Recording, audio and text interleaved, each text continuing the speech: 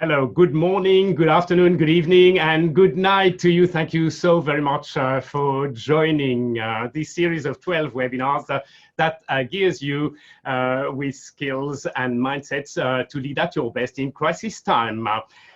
Particularly nice to see many dear clients here and also new people from all over the world, really. Particular thanks to our participants from New Zealand for staying up until 9 p.m. today for the call. Also, Asante Sana and Jumbo to our fast-growing community of participants in Kenya, beautiful Kenya.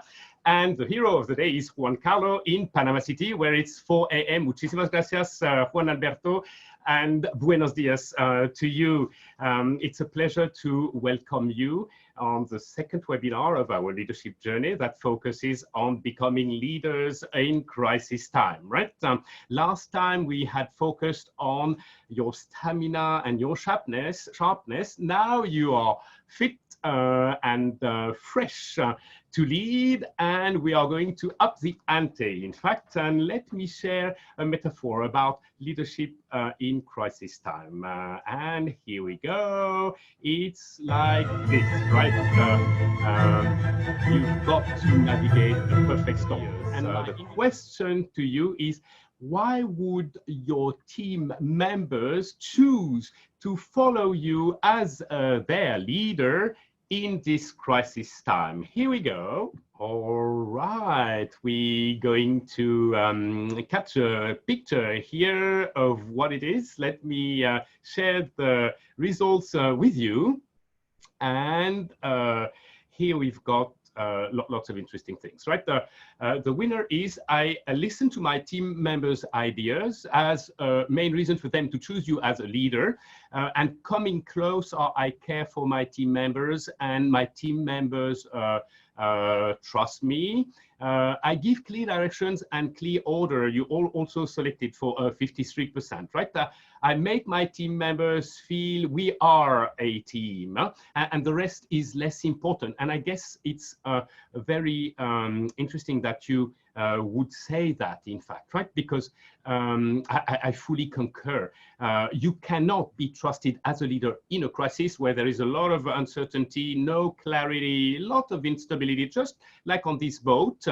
But you can be trusted for your honesty, your transparency, for your care, in fact, right? So you're not going to be the smartest guy in the room, because nobody is. At crisis and our fast-changing world are way too complex for anyone to be smart enough alone to figure out the best way forward. But you can be trusted and chosen as a leader for your honesty and your care. And we'll come back to that a bit later on. We'll just not cut the deal, right?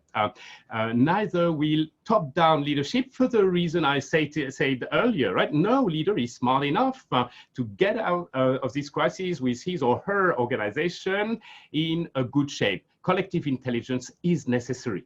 Slow decision-making processes are clearly a killer, and taking no risk or too much risk are also extremely dangerous. So this is not going to help. This is not working. Now let's focus on what is going to work.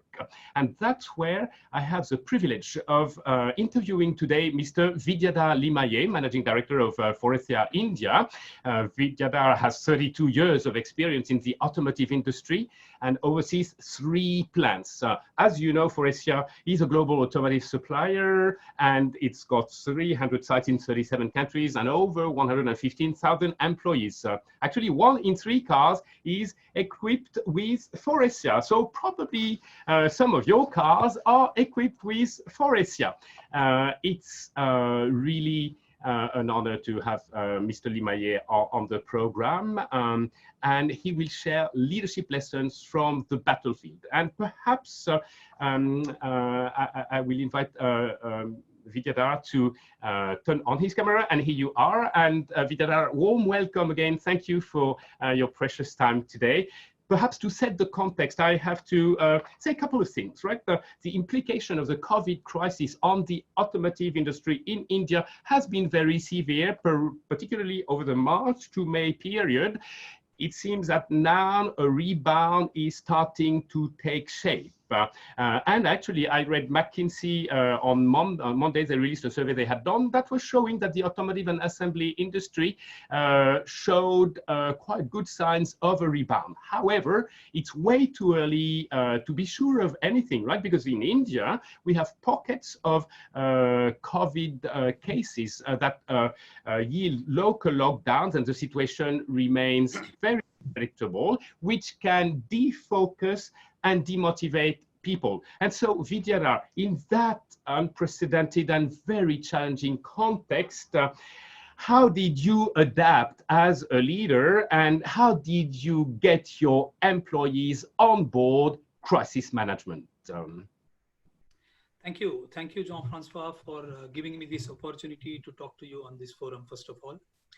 To answer my questions, I will go like this, that the first thing that we did is, together with the team, we built and started executing a resilience plan to accommodate such massive and unforeseen attack on our business via COVID. The resilience plan comprised of addressing the overall cost structure and restructuring whenever necessary, grouping of various technologies in the plant to encash the benefits of its massification, maximizing the asset utilization, and either postponing or reducing the capital investment based on the customer program delay announcement. And the fourth very important thing is multitasking and improving polyvalence to reduce the structural cost. The second very important thing which we did is collectively, I collected all my managers and professionals on a video call, and I reminded them the history of this organization. How did we grow for last 8 years, from 1 plant to 3 plants, from 1 customer to 11 customers. So there was no looking back from the company side when it came to people development, when it came to recruitment, when it came to spending capital equipment money on the company. However, a market situation from 2019 started to show a declining trend. 2019, we had 20% volume drop in India already. Although Jan-Feb of this year was showing a positive trend, but then came COVID and everything crashed. Now it is, very less confidence kind of situation. And in the best case, we may have 70% of the volume back at the end of this year. So I reminded all my, colleagues that the salary is going to remain under pressure even in 2021. And it depends on the V-shaped recovery of the market. Be prepared, spend less, and it's our turn now to support this organization in this crisis time. People valued my transparency and trusted me because of this explanation to them directly. I can absolutely imagine that. Thanks very much for sharing, Vidyara. Very good lessons for all of us from the battlefield. I'm thinking now, Vidyara, you've got to motivate your people in this context, right? After you've driven an understanding of the situation and an acceptance of the necessary constraints of it. So how do you motivate your people in this crisis time, day to day? Well, this task wasn't that easy. However, what I did is following to build my team's motivation and helping them enhancing their performance by developing intimacy, openness, and transparency among each other. So I called all my direct reportees for a workshop and asked them to share individually what makes them happy, what is the toughest life experience that they had, and what did they learn from it, what is their life motto, and how to get the best from them. It was a very interesting exercise that we did together. The next thing that I'm going to do with my team is to pair them so they can offer each other positive feedback and figure out how they can best support each other. Although I want to do it in person, so we are still waiting. It's a lockdown still in India. The next thing we did is we carried out another workshop with my key acquisition stakeholder team members from sales, program and purchasing.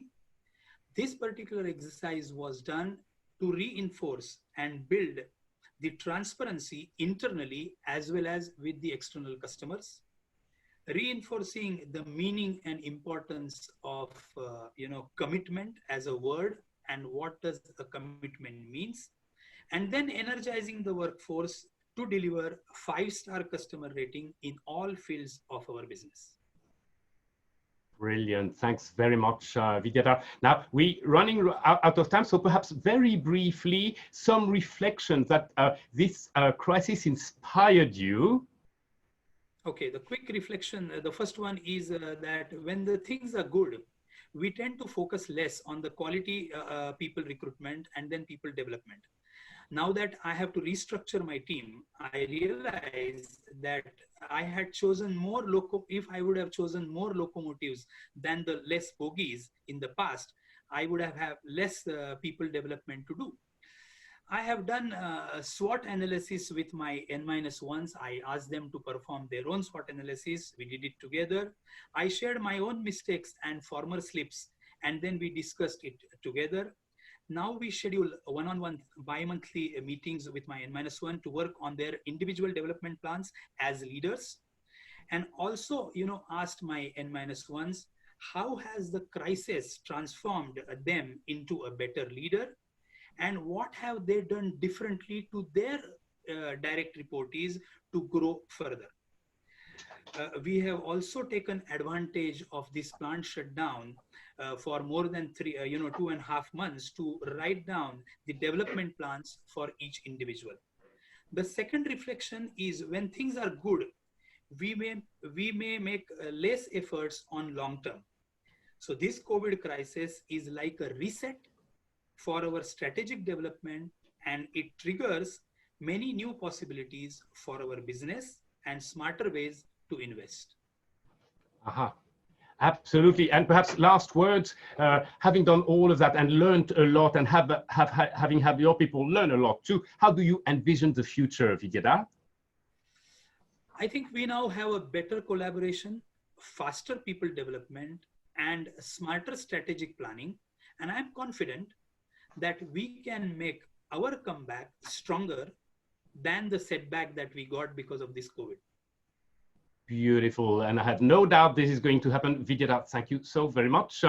I'm going to share a few tips, then we'll have a stretching moment. We do that on this program, Vidyadhar, right, to keep our health going well, and then we'll come back with the Q&A. And so bear with me as I am attempting to add a bit of to the awesome value that Vidyadhar just offered us.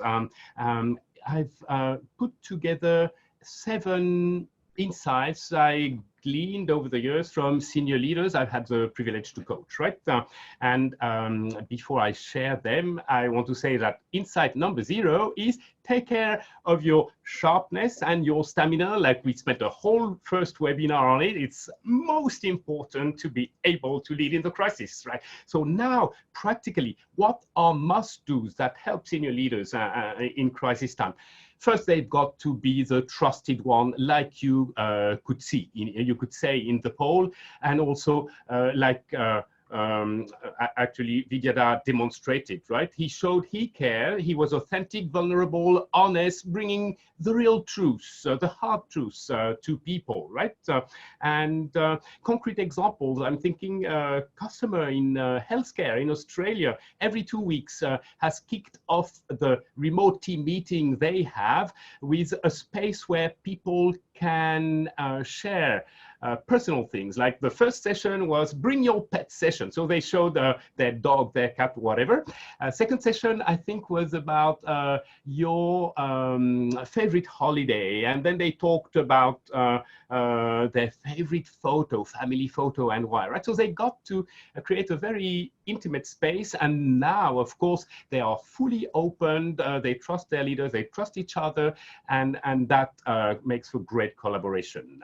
Second tip from senior leaders, generate hope that we can win. You know, hope is what makes economies restart. hope is what keeps prisoners at war alive. And of course, as a leader, we've got to do that. How practically we do that? Well, celebrating small wins, tracking them in the first place, and then looking at how we can do even better. And that makes me think of a German leader I work with in the FMCG field, right? And he's going around and asking regularly his people, what's going well? And what lesson can we get from what's going well, right? Third tip, build trust and closeness amongst co-workers. I touched on this a bit earlier on, so did Vidyata, right? So a great mantra to have is help each other play at their best is the definition of a good team player, right? And we'll come a lot more to that point when we talk about collective intelligence at the end of August in another webinar, in fact, right? But just bringing one's best to the team is not enough. Helping others play at their best is way better, and that brings trust and closeness, right? Now, make everyone a purposeful leader is absolutely critical. And I have a great client in the luxury industry based in Shanghai, and she goes around and she really wants everybody to feel they are a leader, right? And to make that possible, she allows mistakes, she requests and she rewards initiatives. She have people realize that they've got to fail, to risk to fail and to fail, right? If they're gonna do anything great, and there's nothing much worse in a crisis than being right too late. Yeah, increase the diversity of ideas. It's so important to figure out good solutions to the complex problems we've got, right? And for that, we really need our people to think in crazy ways, right? To produce different ideas, different perspectives. We must encourage ideological debate. That's debates on ideas, right? And absolutely ban personal criticism. And we'll talk more about this in when we talk about collective intelligence, the next webinar, the webinar after the next, right? Raising staff's agility, imagine on the boat, it's critical, and speed in decision making, right? And how we can do that? Well, I'd love to quote, to share what a client in the Middle East has done in a tech company, in fact, right? It's like moving meetings from 60 minutes to 45 minutes, in fact, asking quantitative brainstorming, where we rush to produce a great number of ideas versus focusing on finding the perfect idea. It's a lot more efficient to go for quantitative brainstorming, quantity versus quality. And then when we have many ideas to choose from, then we go for quality, in fact, right?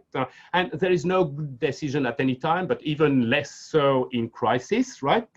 Because we can look at the decisions from so many different perspectives. None will be right. So probably at this time, a 70 to 30 kind of rule for decision, which means when you have about 70% of the information you wish you'd have, then is good to go with the decision, right? And then monitor and be ready to amend on the go. Seventh tip, protect at least 2 times 2 hours per week for you in absolute solitude to think at your best, right? I've got a client in Latin America in the hospitality business. She used to fly all over Latin America, yeah?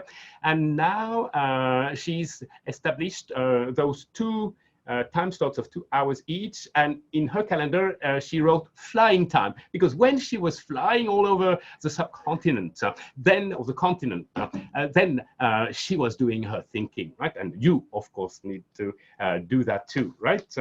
Now we are going to come to our stretch time, and perhaps these ideas can go further into your mind as we have the pleasure to welcome Jonathan again on the program. And Jonathan is going to help us learn a new route to help boost our possible pain injury due to wrong positions or sitting too long. Jonathan. Hello everyone, welcome on our second video about how to limit the negative impact of office syndrome. Today I'm going to present you the second exercise. For the second exercise, you just have to sit on a chair. Okay, you will grab your head this way. If this is a stretching exercise, and you're gonna bring your head in this direction. And at the same time, you're gonna push the ground with your other hand. Okay, so do it gently at the beginning because it's quite intense. So push with your left hand, push the ground with your left hand, and grab your head this way with your right hand. Hold the position for a couple of seconds, 5 to 10 seconds, and then come back. Do the same thing on the other side. So grab your head with your left hand and then push the ground, try to push the ground with your right hand. Okay, and hold this position for 5 to 10 seconds as well. And then come back. So we're gonna do then the exact same movement, but instead of sending our head on the side, we're gonna go at 45 degrees this way. So I grab my head and I go at 45 degrees. And then I bend my head forward and I keep pushing the ground with my head. And you hold the position for a couple of seconds, 5 to 10 seconds. And then you come back. You're gonna do the same thing on the other side. Grab your head, push the ground with your hand, and then hold the position. Hold it, a couple of seconds, 5 to 10, and then come back. Now you're gonna do it with both of your hands. So you're gonna bring your hands behind your head like that. And then you're gonna bring your head forward and you're gonna close your elbow to really stretch your neck. And once again, you hold it for a couple of seconds, 5 to 10. And then you come back slowly. All right, that was the second exercise. See you in the next video for the third one.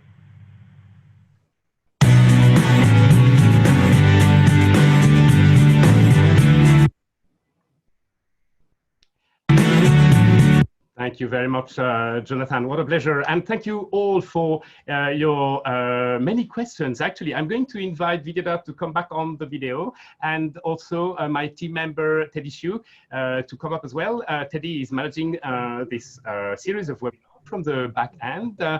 Teddy, what questions do we have? Hi, thank you, Jean-Francois. The first question that we have is for Vidyadhar. Vidyadhar, what would be your recommendation for leaders to become crisis-proof? Oh, so many things already said, but to me, being transparent is extremely important. Build trust and effectiveness in your team members by way of your transparency. Bring your team together and energize them. Instill positivity, it's extremely important. Make time to work on the opportunities created by the crisis situation so that you get stronger after the crisis. Make sure that your people understand what other people doing in other departments. Once they know that everybody is sailing in the same boat, it is helping to make collaborative efforts and not individual efforts. Thank you, Vidyadhar. We've got another question for you. You appear to have stayed very positive and energetic. How did you manage to do it? I think it's extremely important that there is no point in thinking about the things which are beyond our control. So it's better to focus on what I can do better. Morning meditation, morning exercise, if I continue in this crisis situation, it gives me strength, it gives me energy, it gives me motivation. I do not watch too many news channels. I only take what is required, and rest I just leave it. I read and listen to that kind of music or that kind of books which gives me positivity and encouragement. And since in last 32 years of career, this is the first time that I got these 3.5 or 4 months spending with my time, with my family, I am making the most use of it, to be very honest. Thank you. Excellent, excellent. Thank you, Vidyadhar. A third question we have now is for Jean-Francois himself. Jean-Francois, I am surprised that you haven't talked about motivating people. Isn't that important? Oh, that is terribly important, and thanks for the question. Actually, I have to say, I indirectly talked about motivation when I said it's important to give hope to people. So that's highly motivating, right? Celebrate small wins, right? And also I talked about the importance of establishing close relationships, the feeling of a team, as Vidyadhar demonstrated as well, right? That's very motivating. And also having people feel they lead from their place, their chair, right? Is super motivating because it boosts their confidence and their pride, and therefore opens up new possibilities for them to perform at a higher level. And all of that is motivating. But you're right, I did not focus on motivation today because we will devote a full webinar in September on motivation with lots of tips and experience sharing as well. And with this, I think we've got to move on to the rest of the program to try and honor your time here. Vidyadhar, thanks so much. Everything you say is such a gift of wisdom and of leadership. Thank you so very much. Vidyadhar. And with this, we are going to move on to one more tip I really want to share with you. And that's something very difficult leaders have to do in crisis time. Sometimes it's deliver bad news and yet lift morale or keep engagement sufficiently good, right? So I just want to give you kind of a method. It may not be perfect and work all the time, but you can think about it and perhaps recognize where you can employ it. So tactical steps are: number one, be straight to the point. Just cut the crap, right? So when you've got a bad news to deliver, just start with it, right? Don't sugarcoat, right? Second, you've got to immediately empathize with people, identify their pains and say you share it as well, right? All the causes of their disappointment and fears, and doing that, saying it yourself, helps you keep control of the room or the town hall where you are delivering the bad news, right? Then give people a choice. When we have a webinar on motivation, I'll show you a fantastic video with Al Pacino, who is motivating people by giving them choices. It's perfect, perfectly working. And basically the choice in a crisis with bad news is either we flight or flee or fight, right? And then list the strengths we have to rebound from the bad news and ask your employees collectively to make a decision. Yeah. So how to do that, right? So cut the crap. I have a bad news today, and that is that. Second, I feel bad about it, and I know you feel bad about it because yeah. And then we have a choice. We can feel miserable and drop the ball, or we can activate the superheroes in us and fight together to win the war. What superpowers do we have still? And then we start a brainstorming, right? And perhaps we identify that we have a team spirit, we have speed, we have experience, we have knowledge, and this and that.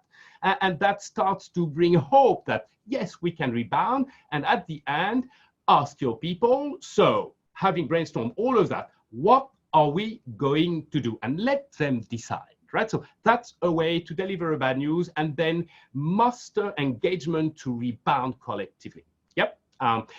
Now, we've shared a lot of tips and good practice, and perhaps you think, I know all that. Yeah, that's good. Now, what is better is doing, right? Like Bruce Lee said, knowing is not enough. We must apply. Willing is not enough either. We must do. And he said, I fear not the man who has practiced 10,000 kicks once, but I fear the man who has practiced one kick 10,000 times, right? And so my invitation to you is just commit to doing just one thing well from perhaps all of what you've heard today, right?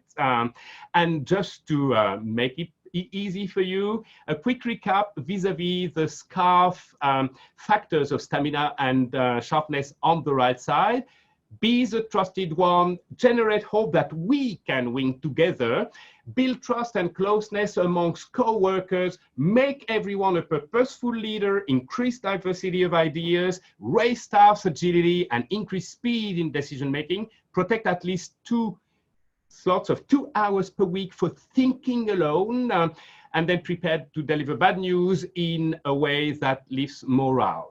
And with this, I want to say that at the moment, you can download this slide deck already. Teddy is copying the link for you in the chat box, right? Click on the link, you'll have the slide deck. And if you go on to a team meeting in the next 30 minutes together to discuss collectively what you learned and then what you want to implement individually and as a team, then you can use the slide deck, yeah?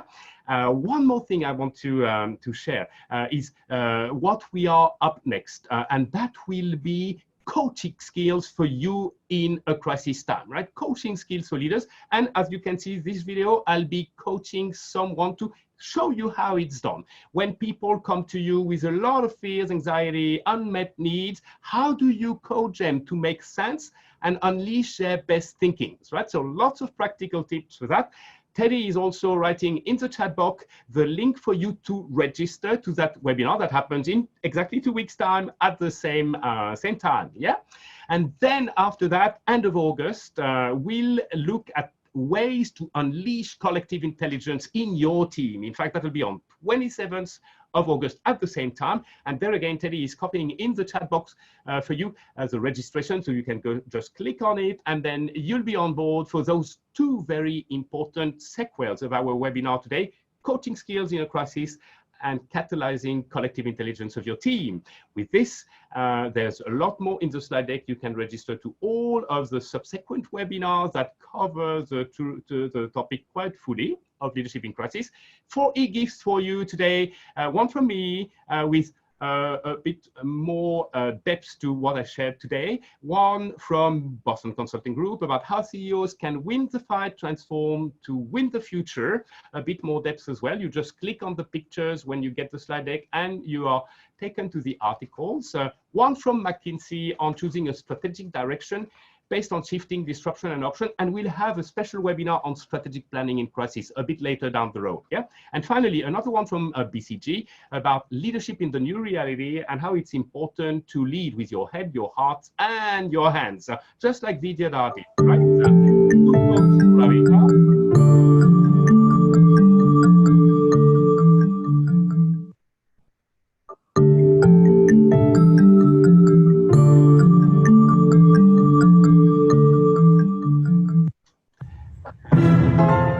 I want to just thank you all so very much. We are a bit over time. I'm not very good with time management. I have to apologize for that. I wish you enjoyed every minute of the program. Thanks very much for taking your precious time to join us today. I know many of you join as teams, and my invitation is take the next 30 minutes, if you can, to reflect together about what you learned and what you can apply individually and as a team. And I wish also to thank again Vidya for his awesome sharing. Of course, tomorrow you'll receive an email. You can play this video again, right? We went very fast, and if you want to hear some of it again, you are all very welcome. It's an honor for us that you are with us in these bi-weekly webinars. I look forward to being with you again in 2 weeks' time to address the very important of coaching in crisis time, and then in 4 weeks' time talking about how practically to unleash collective intelligence, which is so helpful in finding the way forward in a crisis. Thank you all very much. Stay well, stay safe, and continue to unleash your greatness. Thanks very much again. Bye for now.